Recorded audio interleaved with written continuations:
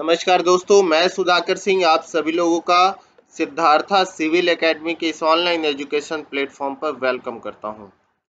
Geography की अगली कड़ी में आप सभी लोगों का स्वागत है। आज की प्रमुख महत्वपूर्ण टॉपिक के साथ मैं उपस्थित हूं।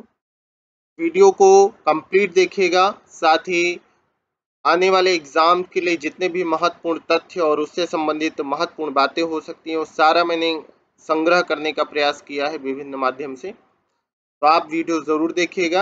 आगामी कोई भी एग्ज़ाम देने जा रहे हैं आप, प्रीलिम्स लेवल का एग्ज़ाम्स है, ऑब्जेक्टिव लेवल्स का या किसी भी अन्य एग्ज़ाम है, सभी एग्ज़ाम्स के लिए महत्वपूर्ण है। तो आज का जो हमारा टॉपिक है वो है भारत की प्रमुख नदियां और उससे संबंधित महत्वपूर्ण तथ्य। तो चलिए शुरुआत करते हैं भारत के महत्वपूर्ण नदियों से संबंधित तथ्यों और जानकारी की। वीडियोस को लाइक करिएगा, शेयर करिएगा, साथ ही चैनल से जुड़ने के लिए चैनल को सब्सक्राइब करिए, बेल आइकन ज़रूर क्लिक करिए और वीडियो को पूरा देखिएगा। तो पढ़ते रहिए, मुस्कुराते रहिए और मेरे साथ जुड़े रहिए सफलता के लिए। तो चलिए शुरुआत करते हैं आज का टॉपिक।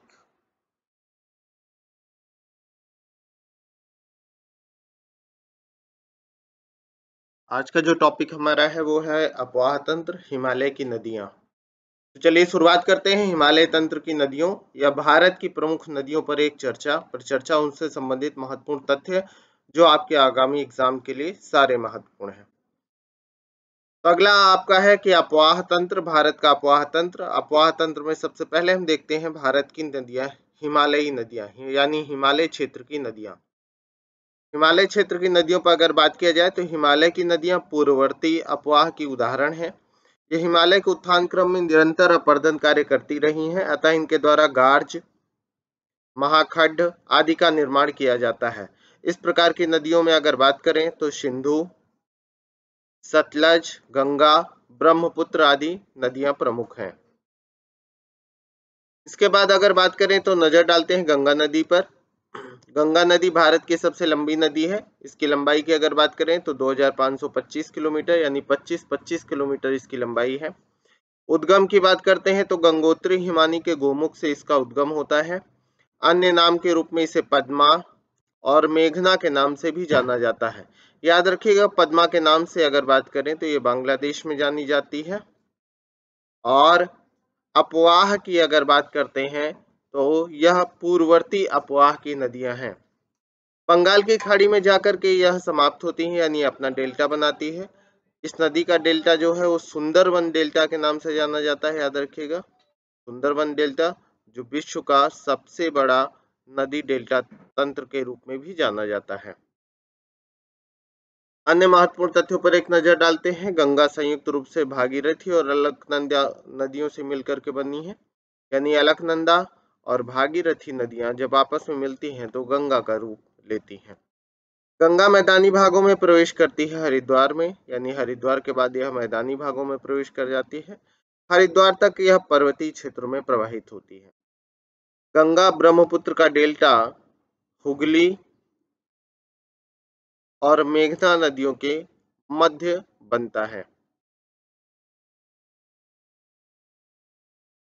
अलकनंदा पर एक नजर डालते हैं। अलकनंदा की अगर बात करते हैं तो इसका अपवाह चमोली, टिहरी और पौड़ी गढ़वाल जिला उत्तराखंड में होता है। तटीय शहर में अगर बात करें तो अलकनंदा के किनारे बद्रीनाथ शहर है। कौन सा तीर्थ स्थल है? बद्रीनाथ तीर्थ स्थल आपका अलकनंदा नदी के किनारे है। भागीरथी नदी और अलकनंदा नदी दोनों का जो संगम है वह देवप्रयाग में होता है और इसी देवप्रयाग के बाद इसका नाम पड़ जाता है गंगा।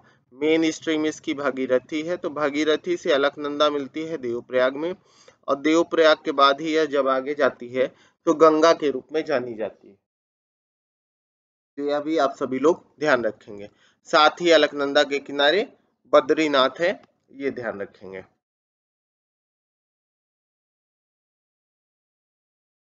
मंदाकिनी की बात कर लेते हैं तो मंदाकिनी नदी का उद्गम चोराबाड़ी ताल से होता है। कहाँ से होता है? चोराबाड़ी ताल से होता है, ये ध्यान रखेंगे आप सभी लोग। संगम की बात किया जाए तो काली गंगा नदी से सोनप्रयाग में इसका संगम होता है और अपवाह केदारनाथ से रुद्रप्रयाग के मध्य यह प्रवाहित होती है मंदाकिनी नदी। जो आगे चल करके सोनप्रयाग में काली गंगा नदी से मिल जाती है। तटीय शहर में बात किया जाए तो केदारनाथ है, याद रखेंगे मंदाकिनी के किनारे केदारनाथ। और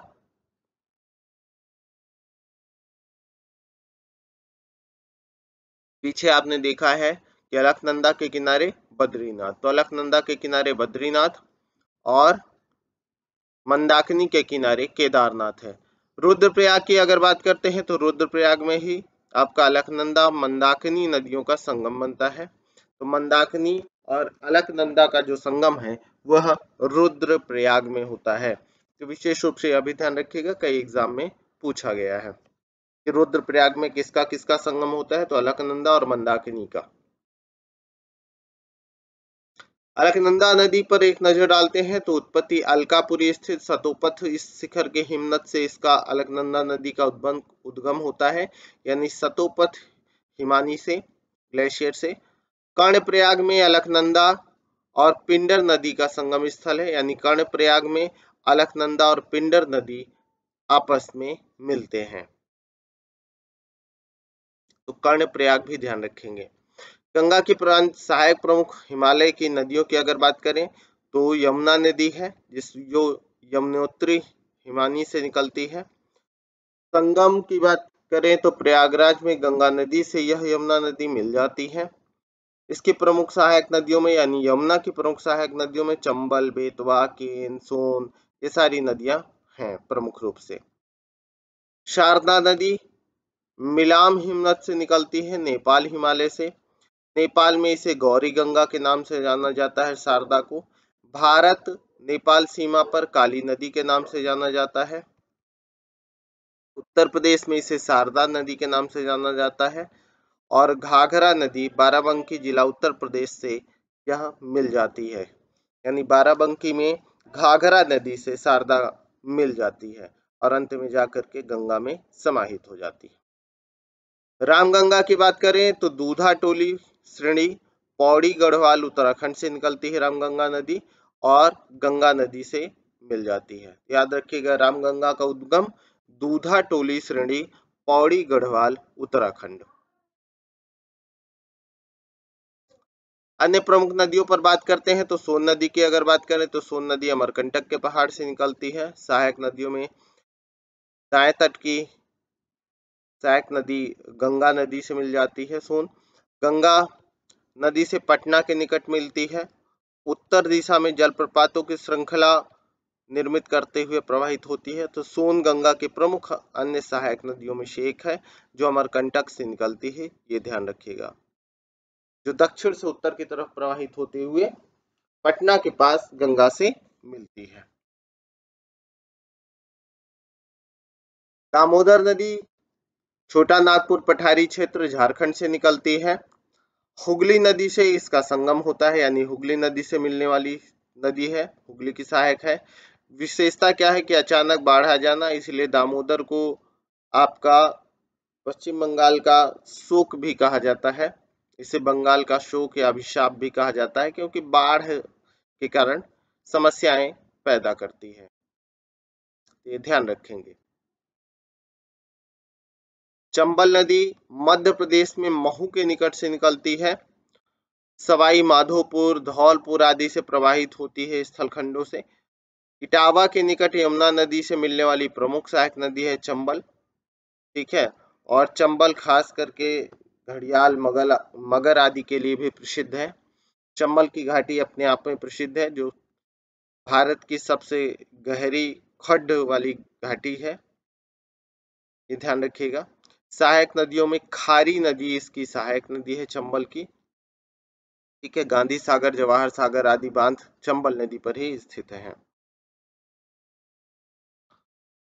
गोमती नदी की अगर बात किया जाए तो गोमत ताल फुलहर झील पीलीभीत उत्तर प्रदेश से निकलती है। सहायक नदी में शई नदी इसकी प्रमुख सहायक है। संगम में गंगा नदी से गाजीपुर उत्तर प्रदेश में मिल जाती है गोमती नदी।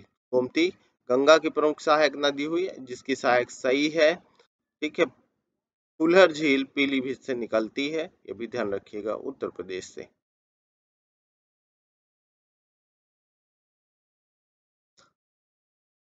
कोशी की बात करते हैं तो कोशी का जो उद्गम है नेपाल हिमालय से होता है, गंगा नदी से बिहार में मिल जाती है कोशी नदी।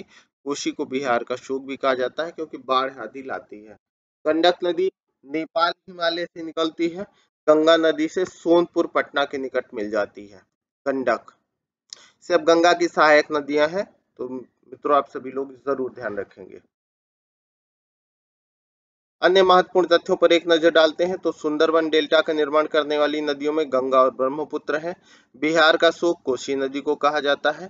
त्रिवेणी नहर के जल का स्रोत क्या है तो गंडक नदी है। याद रखिएगा, इंपॉर्टेंट है, यदि आप बिहार का एग्जाम देते हैं तो और इम्पोर्टेंट है कि त्रिवेणी नहर के जल का स्रोत गंडक नदी ही है।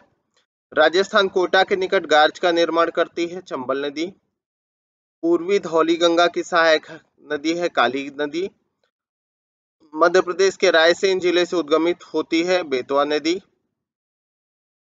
और बंगाल डेल्टा का एक उप विभाग है मोरीबंद डेल्टा। बंगाल डेल्टा का एक उप विभाग कौन सा है? मोरीबंद डेल्टा है, ये याद रखेंगे। बिहार राज्य में गंगा के किनारे स्थित जिलों की संख्या 12 है। बिहार राज्य में गंगा, ये भी याद रखेंगे कि बिहार राज्य में गंगा किनारे स्थित जिलों की संख्या 12 है। खास करके अगर आप बीपीएससी का एग्जाम देने जा रहे हैं या बिहार का कोई अन्य एग्जाम देने जा रहे हैं तो ये जरूर ध्यान रखेंगे। ब्रह्मपुत्र नदी तंत्र पर आते हैं। ब्रह्मपुत्र नदी तंत्र की अगर बात किया जाए तो इसका उद्गम चेयालचू पर्वत श्रेणी पूर्वी तिब्बत से होता है लोहित नदी का। ब्रह्मपुत्र नदी तंत्र में सबसे पहले लोहित नदी की बात करते हैं तो चेयालचू पर्वत श्रेणी पूर्वी तिब्बत से होता है। अरुणाचल प्रदेश और असम में ये प्रवाहित होने वाली नदी है लोहित।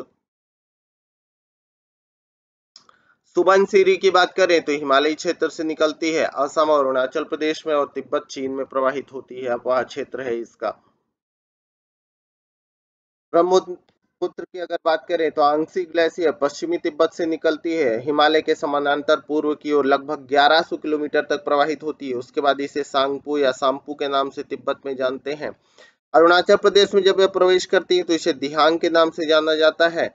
और सादिया नगर के बाद जब यह असम में घाटी में प्रवेश करती है तो इसे ब्रह्मपुत्र के नाम से जाना जाता है। और इसी नदी को आगे चल करके बांग्लादेश में हम जमुना के नाम से जानते हैं। किस नाम से? जमुना के नाम से जानते हैं। और यही जब गंगा से मिल जाती है तब पद्मा, और पद्मा के बाद आगे चल करके मेघना के नाम से जानी जाती है। सहायक नदियों में अगर बात करें तो ब्रह्मपुत्र की सहायक नदियों में जयमोली, तीस्ता, कामेंग, मानस, सुबनसिरी, धनसिरी, दिहांग, दिबांग, संकोस, पगलादिया, जिया भरेली और लोहित प्रमुख नदियां हैं। यदि आप यूपीएससी या पीसीएस का एग्जाम दे रहे हैं, किसी भी स्टेट का एग्जाम दे रहे हैं सिविल सर्विसेज का, निश्चित रूप से ये सहायक नदियां आपके लिए इंपॉर्टेंट है, जरूर ध्यान रखिएगा। तो एक बार और सुनिए, जयमोली, तीस्ता, कामेंग, मानस, सुबनसिरी, धनसिरी, दिहांग, दिबांग, संकोस, पगलादिया, जिया भरेली और लोहित ब्रह्मपुत्र की सहायक नदियां हैं। बराक नदी की बात करें तो मणिपुर पहाड़ी से निकलती है बराक नदी। अपवा क्षेत्र में मणिपुर, मिजोरम, असम और बांग्लादेश प्रमुख हैं। ठीक है, तो अपा क्षेत्र में मणिपुर हो गया, मिजोरम, असम और बांग्लादेश प्रमुख है। तिब्बत पठार से निकलने वाली नदियों की अगर बात करें तो तिब्बत पठार से निकलने वाली नदियों में शालवीन नदी हो गई आपकी, यांगसी नदी हो गई जिसे चेंगजियांग कहते हैं, भांगहो नदी हो गई जिसे येलो रिवर भी कहते हैं, पीत नदी भी कहते हैं, सिंधु हो गई, सतलज हो गई, ब्रह्मपुत्र हो गई, जो ब्रह्मपुत्र को सांगपो या सांपू के नाम से तिब्बत में जानते हैं, तो ये भी ध्यान रखिएगा। इसके अलावा अगर बात करें तो मेकांग नदी हो गई, तो यह याद रखिएगा। मेकांग, साल्वेन, यांगसी, येलो जिसे पीत नदी कहते हैं, सिंधु, सतलज, ब्रह्मपुत्र, मेकांग, ये सारी तिब्बत के पठार से निकलने वाली प्रमुख नदियां हैं। दोस्तों वीडियो को पूरा देखना है, अगर आप देख रहे हैं तो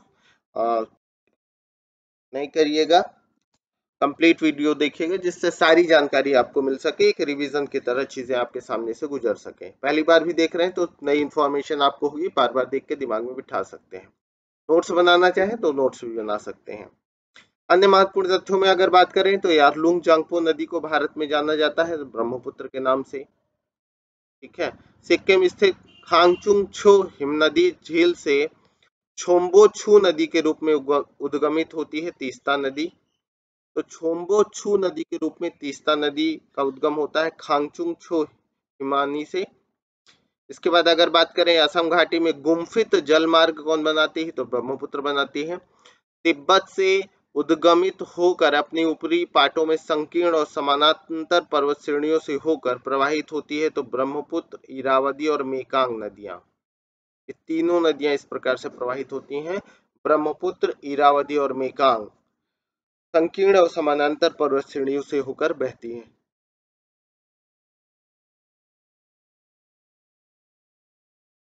भारत में प्रवेश से पहले एक यू टर्न बनाने वाली नदी है तो ब्रह्मपुत्र नदी है। भूवैज्ञानिक तरुण हिमालय के अक्ष संघीय नमन के कारण जिसे सिंटैक्सियल बैंड से ये मूर्ति है, यह माना जाता है ब्रह्मपुत्र नदी।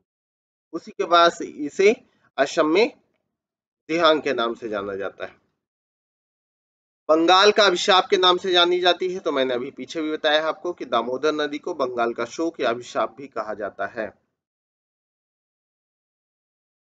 दक्षिण भारत की नदियों का प्रमुख, एक बार कंप्लीट नदियों का मैप देख लेते हैं। तो देखिए, ये सिंधु है, सिंधु के बाद झेलम, चिनाब, रावी, ब्यास, सतलज, ये पंचनद का रीजन हो गया आपका। इसके बाद इधर आएंगे तो ये आपका गंगा है, गंगा से मिलने वाली रामगंगा, यमुना, इधर से आई तो चंबल, सिंध, बेतवा, राजस्थान में लूनी नदी। इधर आएंगे तो आपका पूर्वी रीजन में तो ब्रह्मपुत्र नदी हो गया, असम और अरुणाचल प्रदेश के रीजन के पास। यहाँ पर बंगाल के पास दामोदर, स्वर्ण रेखा, कोयल, महानदी, महानदी के बाद आई है तो इंद्रावती जो गोदावरी की सहायक है, मंजरा, पेनगंगा, वर्धा। ठीक है। इधर पश्चिम की तरफ जाने वाली नर्मदा और ताप्ती। फिर इधर आई है कृष्णा की सहायक भीमा, तुंगभद्रा, और फिर उत्तरी पेन्नार, दक्षिणी पेन्नार, कावेरी, वैगई, ये सारी प्रमुख नदियां हैं जो मैप से भी दिमाग में आप बिठा के रख सकते हैं।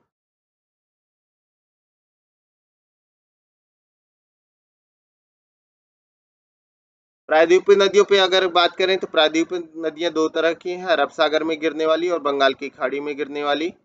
अरब सागर में गिरने वाली ज्यादातर नदियां एस्चुरिय का निर्माण करती हैं, ज्वार नदमुख का निर्माण करती हैं, जैसे नर्मदा, ताप्ती, माही आदि नदियां हैं जो एस्चुरी या ज्वार नद बनाती हैं। साथ में याद रखिएगा कि नर्मदा और ताप्ती पूरब से पश्चिम प्रवाहित होती हैं। नर्मदा नदी पूरब से पश्चिम प्रवाहित होने वाली सबसे लंबी नदी भी है, लगभग 1300 किलोमीटर की लंबाई में बहती है। बंगाल की खाड़ी में गिरने वाली सारी नदियां लगभग लगभग डेल्टा का निर्माण करती हैं, जिसमें महानदी, गोदावरी, कृष्णा, कावेरी और वैगई जैसी नदियां मौजूद हैं।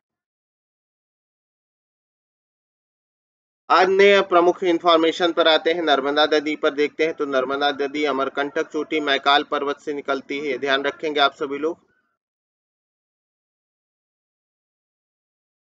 तो नर्मदा नदी का उद्गम अमरकंटक चोटी मैकाल पर्वत से होता है। यह भ्रंश घाटी में प्रवाहित होती है, पश्चिम से पश्चिम दिशा की ओर यानी पूरब से पश्चिम की ओर प्रवाहित होने वाली नदी है। विंध्यन और सतपुरा पर्वत श्रृंखला के मध्य में प्रवाहित होती है। मैंने जस्ट अभी पीछे बताया कि लगभग 1300 किलोमीटर यानी 1312 किलोमीटर की लंबाई में प्रवाहित होती है। जलग्रहण क्षेत्र 98,796 वर्ग किलोमीटर है। विशेषता यह है कि ज्वार नदमुख यानी एस्चुरी का निर्माण अरब सागर में करती है। इसी नर्मदा नदी पर अगर बात करें तो जबलपुर के निकट मध्य प्रदेश में धुआंधार जलप्रपात स्थित है, ये भी आप ध्यान रखिएगा। नर्मदा नदी की महत्वपूर्ण बातें। इसके बाद ताप्ती नदी की बात करें तो बैतूल जिला के मुल्ताई के निकट से निकलती है। सतपुड़ा पहाड़ी मध्य प्रदेश से निकलने वाली नदी है ताप्ती। 724 किलोमीटर लंबाई में प्रवाहित होती है। अपवाह क्षेत्र में मध्य प्रदेश, महाराष्ट्र, गुजरात लगभग 65,145 वर्ग किलोमीटर का अपवाह क्षेत्र है। विशेषता यही है कि यह ताप्ती नदी भी क्या बनाती है, ज्वार नदमुख या एस्चुरी का निर्माण करती है। गोदावरी नदी की विशेषता पर एक नजर डालते हैं। लंबाई 1465 किलोमीटर है। प्रायद्वीपीय भारत की सबसे लंबी नदी है गोदावरी, याद रखिएगा। ये प्रायद्वीपीय भारत या दक्षिण भारत की सबसे लंबी नदी गोदावरी है आपकी। उद्गम की बात करें तो त्र्यंबकेश्वर, नासिक, महाराष्ट्र से उद्गम होता है, बंगाल की खाड़ी में जाकर के गिरती है। अपवाह क्षेत्र में महाराष्ट्र में लगभग 50%, फिर तेलंगाना, आंध्र प्रदेश, मध्य प्रदेश, उड़ीसा, छत्तीसगढ़, कर्नाटक और पुदुचेरी के यनम में इसका अपवाह क्षेत्र है। प्रायद्वीपीय नदियों में सबसे बड़ा अपवाह तंत्र इसी का है। सहायक नदियों में पूर्णा, वर्धा, प्राणहिता, मंजरा, इंद्रावती, वेनगंगा, पेनगंगा, ये सारी क्या है, इसकी सहायक नदियां हैं। तो आप सभी लोग गोदावरी के बारे में ये सारी बातें भी ध्यान रखेंगे।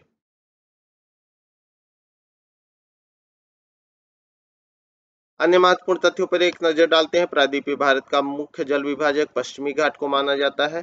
अरब सागर में गिरने वाली प्रायद्वीपीय भारत की सबसे लंबी बड़ी नदी कौन सी है, तो नर्मदा नदी है। नर्मदा नदी घाटी स्थित है विंध्याचल उत्तर दिशा में और सतपुरा दक्षिण दिशा पर्वत श्रृंखलाओं के बीच में। इस पर चर्चा पीछे मैंने किया भी है। अपने बड़े आकार और विस्तार के कारण दक्षिण गंगा वृद्ध गंगा के नाम से जानी जाती है, तो गोदावरी। लेकिन याद रखिएगा यहाँ पर गोदावरी को हम वृद्ध गंगा ही कहते हैं। क्या कहते हैं, वृद्ध गंगा कहते हैं, दक्षिण की गंगा नहीं कहते हैं।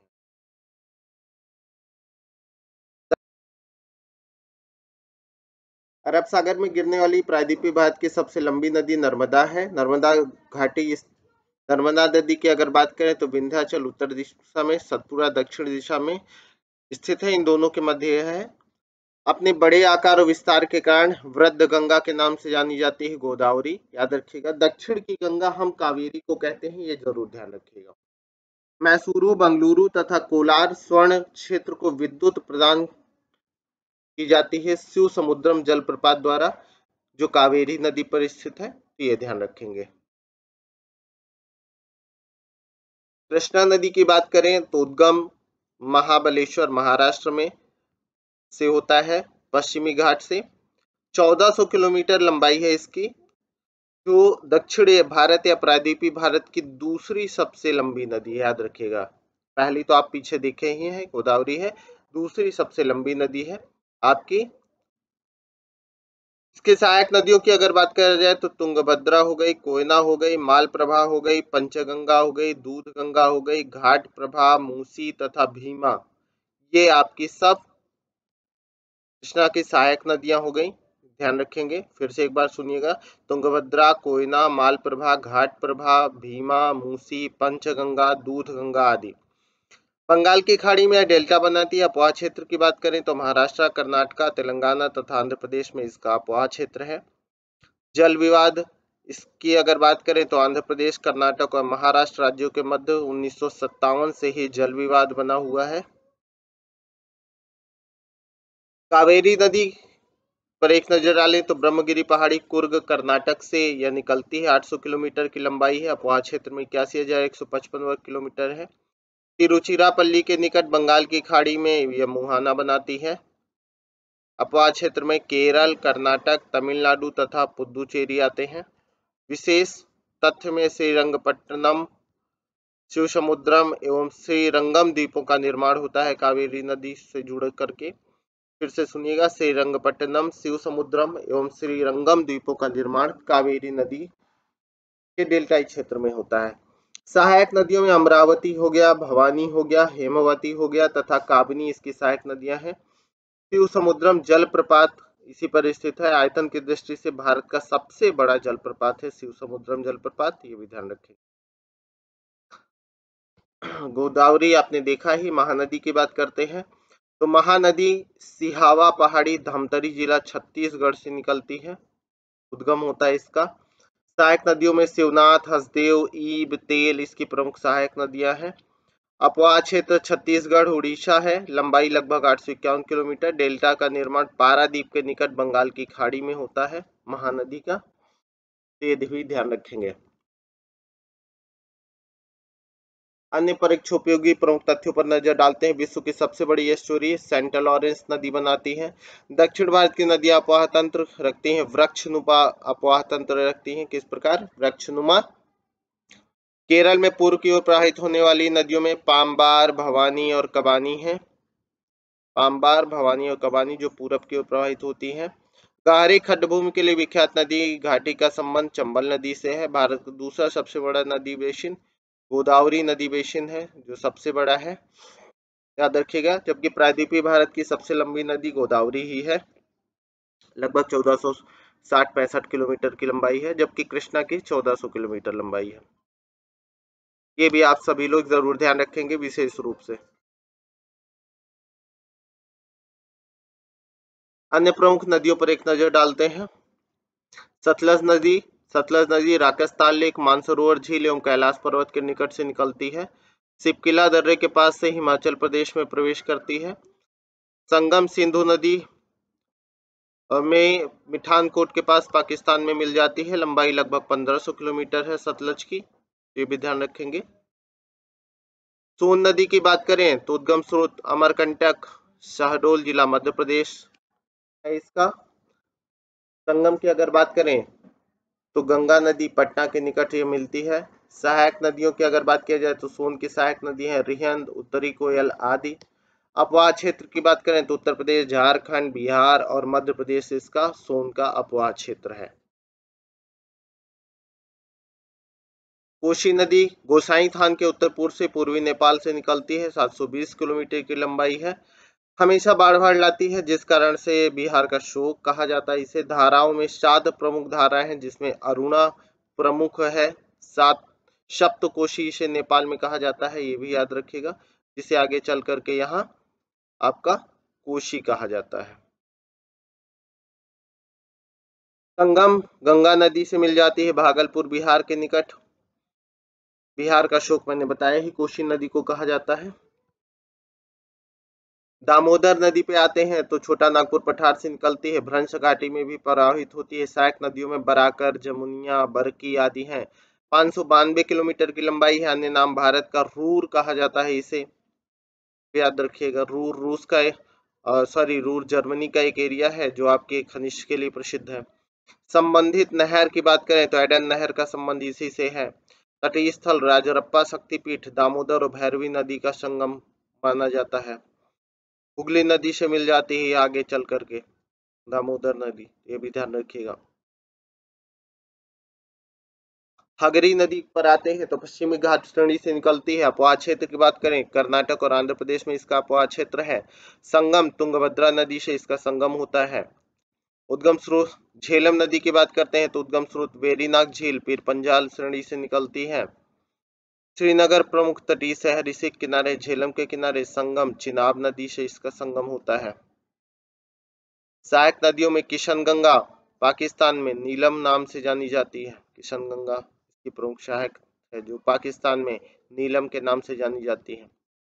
लूनी नदी पर आते हैं तो दक्षिण पश्चिम अजमेर अरावली पर्वत से निकलती है। लंबाई 320 किलोमीटर है। विशेषता कच्छ के रन के दलदली क्षेत्र में विलुप्त हो जाती है। राजस्थान की प्रमुख नदियों में इसे गिनती दी जाती है। श्योक नदी पर आते हैं तो श्योक नदी रिमो हिमानी ग्लेशियर से निकलती है। अन्य नदी के रूप में इसे मृत्यु की नदी भी कहा जाता है। काराकोरम क्षेत्र में प्रवाहित होती है। सिंधु की प्रमुख सहायक नदी है श्योक। जास्कर नदी पर एक नजर डालते हैं तो उद्गम सरचू के उच्च अक्षांशीय पठारी क्षेत्र से हिमाचल प्रदेश और लद्दाख की सीमा से निकलती है। निर्मित संरचना में गहरे गाज बनाती है। संगम सिंधु नदी से नेमू के समीप इसका संगम होता है। लंबाई 150 किलोमीटर की है। स्पीति नदी कुंजुम दर्रा से के पास से निकलती है। लगभग 60 मील का अपवाह क्षेत्र है। सतलज नदी से नामगिया गांव के पास किन्नौर जिला हिमाचल प्रदेश में मिल जाती है। काली नदी की बात करते हैं पश्चिमी घाट पर्वतीय क्षेत्र में स्थित उत्तर कन्नड़ जिले के डिग्गी गांव से निकलती है। मुहाना अरब सागर में बनता है। लगभग 184 किलोमीटर की लंबाई है इसकी। संकोश नदी पर नजर डालते हैं तो उत्तरी भूटान से निकलती है। पश्चिम बंगाल और असम के मध्य सीमा निर्धारित करती है। ब्रह्मपुत्र नदी से मिल जाती है। असम बांग्लादेश के समीप ब्रह्मपुत्र नदी से मिल जाती है संकोश, से भी ध्यान रखेंगे। माही नदी मध्य प्रदेश राज्य में प्रवाहित होती है। अपवा क्षेत्र में मध्य प्रदेश, राजस्थान और गुजरात राज्य है। मुहाना खंभात की खाड़ी में मध्य प्रदेश से निकल करके गुजरात में बहते हुए खंभात की खाड़ी में गिरती है। मीठी नदी की बात करते हैं तो उद्गम बिहार झील मुंबई से, लंबाई 18 किलोमीटर, माउथ मुहाना अरब सागर, माहिम खाड़ी के समीप। कपली या कोपली नदी की बात करते हैं तो उद्गम मेघालय पठार से और सहायक ब्रह्मपुत्र है। ब्रह्मपुत्र की सहायक है। तटीय शहर कामरूप नगर कपली के किनारे है। अन्य परीक्षा उपयोगी तथ्यों पर नजर डालते हैं। झेलम और रावी नदियां पाकिस्तान में झंग के निकट चिनाब से मिल जाती हैं। गिरिडीह एवं दुर्गापुर के बीच जैविक मरुस्थल बन गई है। दामोदर नदी अध्यारोपित नदी का उदाहरण चंबल है। वह नदी जिसके ऊपर भाग में मीठा जल परंतु निचले भाग में खारे जल प्रवाहित मिलता है। लूनी। त्रिवेणी नहर का जल का स्रोत गंडक नदी है। संथाल परगना का दुमका का हिजला मेला आयोजित होता है मयूराक्षी नदी के तट पर।